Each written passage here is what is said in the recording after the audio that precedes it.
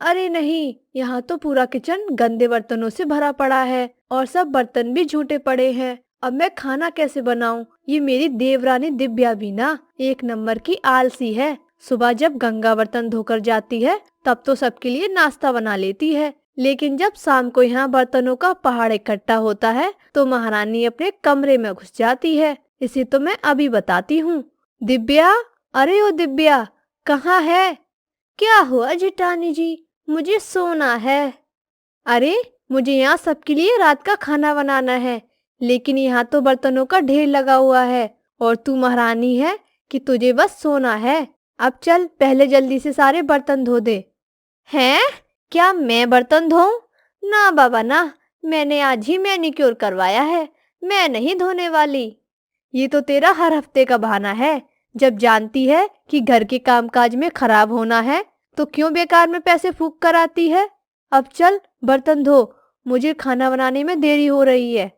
अरे, मैंने एक बार कह दिया ना कि नहीं धोऊंगी, आप धो लो, मैं खाना बना लेती हूँ। और इसी तरह दोनों एक दूसरे पर बर्तन धोने का काम टाले जा रही थी और उधर बाहर डाइनिंग टेबल पर बैठे घर वाले खाने का इंतजार कर रहे थे। हे राम, खाना कहाँ रह गया? मेरे पेट में तो चूहे कूद रहे हैं, लेकिन ये रसोई से आवाज कैसी आ रही है?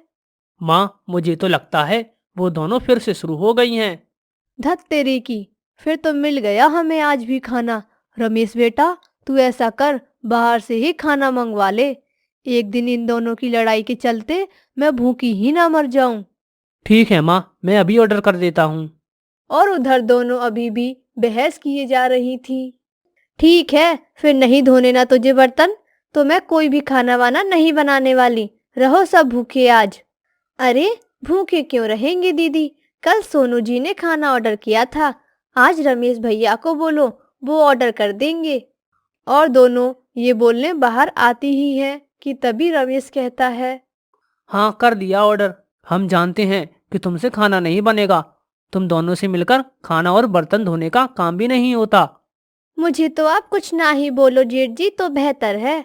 मैंने सुबह का खाना और दोपहर का खाना बनाकर अपना काम पूरा कर लिया था। सिर्फ रोटियां सेकने को दोपहर का खाना बनाना नहीं कहते। हाँ, अब जो भी हो, काम तो हुआ था ना।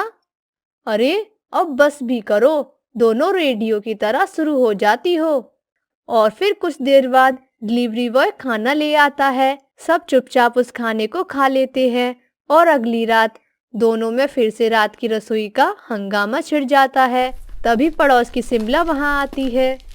ये ले सुनीता, आज मैं अपनी बेटी के यहाँ गई थी। उसके बेटे का मुंडन था ना, तो वहीं भंडारा था। सोचा तुम्हारे लिए भी लेती चलूं। लो, तुम सब भी खा लेना। अरे वाह, फिर तो आज रात की रसोई बनानी नहीं पड़ेगी और ना वो बर्तन धोने पड़ेंगे। रश्मि ये देखकर खुश हो जाती है। फिर दोनों को बर्तन ना धोने पड़े, इसीलिए वो बड़े से भगोने में आलू की सब्जी डाल देती है, एक कटोरे में खीर और बड़ी सी परात में पूरियां परोस देती है। फिर सबको उसी में एक साथ खाने को कहती है। तुम पागल हो गई हो क्या? हम सब इसमें एक साथ खाएंगे। चल तो दिव्या, जरा इन्हें खाकर तो दिखा। दोनों पूड़ियां तोड़कर सब्जी में डुबोती हैं और खाने लगती हैं। उन्हें ऐसा करते देखकर सबको गुस्सा तो बहुत आ रहा था, लेकिन वो खाने के अलावा उनके पास और कोई चारा भी तो नहीं था। लेकिन अगली शाम फिर से वही खानी छिड़ गई। देख, कल तो शिमला आंटी भंडारा दे गई थी, लेकिन आज तो तुझे बर्तन धोने ही पड़ेंगे। क्या दीदी, मैं बहुत थक गई हूँ, आज रहने देते हैं। मैं उनसे कहकर बाहर से ही खाना मंगवा लेती हूँ।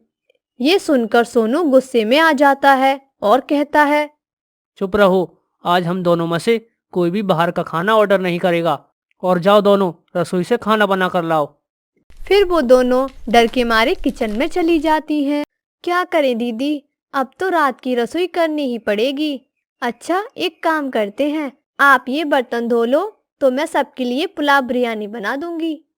आहा, आई बड़ी, बर्तन धो दो, खुद धो ले, समझी। और रही उन लोगों के बाहर का खाना ना खाने की बात, तो कोई बात नहीं, हम उन्हें बाहर का खाना मंगवाने के लिए नहीं कहेंगे और ना ही हम खुद घर पर बनाएंगे। मतलब, मैं कुछ समझी नहीं दीदी। फिर रश्मि डब्बे समेत नमकीन और बिस्किट लेकर घर वालों के सामने रख देती है। ये रहा आप लोगों का आज का खाना। अरे, इन दोनों का बस चले तो हमें रोज मंदिर के बाहर लंगर में बैठकर ही रात का खाना खाना पड़ेगा। इनके रहते तो हमें रात की रसोई कभी नसीब नहीं होगी। बस बस बहुत हुआ। आज तो हम जैसे तैसे ये खा लेते हैं, लेकिन अगर कल से खाना नहीं मिला तो फिर तुम लोगों की खैर नहीं। ठीक है जी।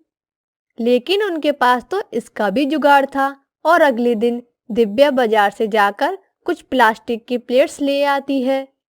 अरे दिव्या, खाना तो डिस्पोजल में खा लेंगे, लेकिन खाना बनाने के लिए तो बर्तन धोने ही होंगे ना। कुकर, कढ़ाई, ये सब तो चाहिए ही ना। अरे दीदी, आप चिंता मत करो, ये देखो 2 मिनट में बनने वाली मैगी। अब हम सब यही बनाएंगे। अब दोनों फिर से कामचोरी दिखाती हैं और मैगी बनाकर डिस्पोजल में डालकर दे देती हैं। ये देख तीनों अपना सर पकड़कर बैठ जाते हैं। लेकिन अगले दिन सास ने दोनों बहुओं को सबक सिखाने का फैसला किया। अगली शाम रसोई से बर्तन धोने की आवाज आती है। अरे दीदी, अभी तो हम रसोई में गए भी नहीं, फिर ये बर्तन धोने की आवाज कहाँ से आ रही है? चलो देखते हैं। दोनों अंदर जाकर देखती हैं तो सोनू बर्तन मांज रहा होता है और रमेश धो रहा होता है और बूढ़ी सास सुनीता खाना बनाने लगती है। ये देख उन दोनों को बड़ी शर्मिंदगी होती है। अरे, आप सब ये क्या कर रहे हैं? अरे बहू, अब तुम दोनों से ना तो बर्तन धुलते हैं और ना खाना बनता है, तो हमने सोचा हम खुद ही काम कर लेते हैं ताकि हमें रात को खाना तो नसीब हो। और अब तुम दोनों जाओ और आराम करो। नहीं माँ जी, हमें माफ कर दीजिए, हमारे रहते आपको ये सब काम करना पड़ रहा है। हाँ माँ जी, हमसे भूल हो गई, हमें अपनी गलती का एहसास हो चुका है। अब से आपको कभी भी शिकायत का मौका नहीं देंगे। हमारे रहते हमारे पतियों को झूठे बर्तन और माँ जी आपको खाना बनाना पड़े। नहीं नहीं, आप सब बाहर जाइए, हम 1 घंटे में खाना बनाकर लाते हैं। अच्छा तो ठीक है, तुम कहती हो तो रहने देते हैं। चलो बेटा। फिर माँ और बेटे बाहर आकर खूब हंसते हैं और एक दूसरे को आंख मारकर कहते हैं, मिशन सक्सेसफुल।